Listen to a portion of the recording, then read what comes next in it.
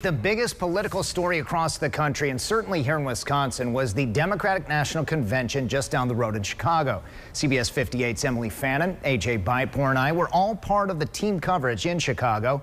Emily and AJ now recap some of the highlights and the questions raised by the DNC in tonight's Capital Connection from the United Center.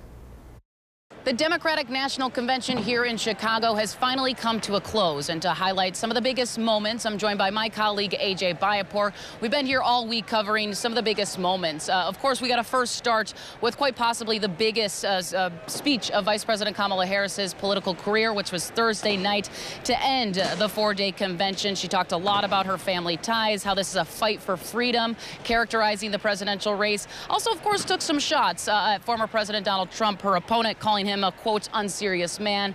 AJ, what are some of the takeaways that you took from her speech? Well, you look at the flow of it. She started just about her own personal life, her upbringing, kind of her why, so to speak. You knew that the attacks on Mr. Trump were going to come after that. They did. The most serious charge they level against him, the Democrats, all of them, is that he is a threat to democracy. He is a strong man in waiting. And then they wrap up running through the gamut of issues. You mentioned reproductive rights, also middle-class aimed initiatives such as a housing plan, things of that sort. The other thing I took away from it was you can almost feel people on eggshells when Vice President Harris got to Gaza, because there were people yelling "Free Palestine" in the crowd. She made a point to emphasize that they do stand with Israel. Her administration would not be hard on Israel necessarily, but she also made a point to say that she feels the plight of the innocent Palestinians who have been harmed and lost their homes, killed and maimed in that ongoing crisis. And earlier in the week, it was the Obamas. Former President Barack Obama, Michelle Obama, really electrified the crowd here on Tuesday evening. And one thing there, it seemed like it almost got personal. It was a personal speech for them. And it seemed especially like Michelle Obama had to get some things off her chest. Yeah, that was not when they go low, we go high. That was when they go low, we go at their throat, is what it seemed like. Former President Obama is the most powerful hand that the Democrats can play in the state of Wisconsin. We go back to 2000, you've had 6 presidential elections since then. 4 of them decided by less than 1 percentage point. The only 2 that weren't, the 2 elections in 08 and 12 where Mr. Obama was at the top of the ticket. He's been campaigning for Democrats since 18 and 22. He was in North Division High School in Milwaukee. Don't be surprised if he's in Milwaukee and or Madison between now and November. Right, and of course they're trying to appeal to black voters. It was in 08 that Barack Obama really shattered expectations with that voter demographic.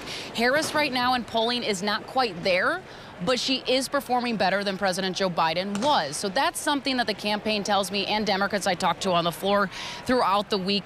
They called it a sense of work in progress, because it is no doubt a key voter demographic that they have to win over and make some inroads in the black community. Another key demographic that, AJ, you talked to, a lot of women this week. And one of the main reasons is because reproductive rights was front and center of this entire four-day convention. Absolutely. There was a D.C.-based Democratic strategist I talked to here in United Center this week, and one aspect of a poll that she commissioned that just came out last week that stood out was it was focused on unmarried women under the age of 55, and among that cohort, 45% say we identify as Democrats, 42% identify as Republicans, but 46% say they plan on voting for Vice President Harris. Only 36% say they plan on voting for former President Trump. So you see that in that very important block of women, unmarried women under 55, think of how many people that amounts to. There's a pretty big gap opening up for Vice President Harris there. Yeah, and the enthusiasm gap, I think, only grew after this, because that's something we've been seeing with a lot of rallies happening in Milwaukee. Of course, J.D. Vance was also in Kenosha earlier in the week trying to counter the massive rally that we saw Harris and Walz have at Pfizer Forum. So there was just a lot to cover this week. But also, I want to ask you, too, about how Republicans really kind of responded to this entire convention, because we know a lot of them had almost essentially gripes about how this process went down. Of course, we know many of them really would have preferred to have this presidential race against President Biden. Well, it's pretty clear how they're planning to go after Vice President Harris. They have said time and again this week she needs to answer questions.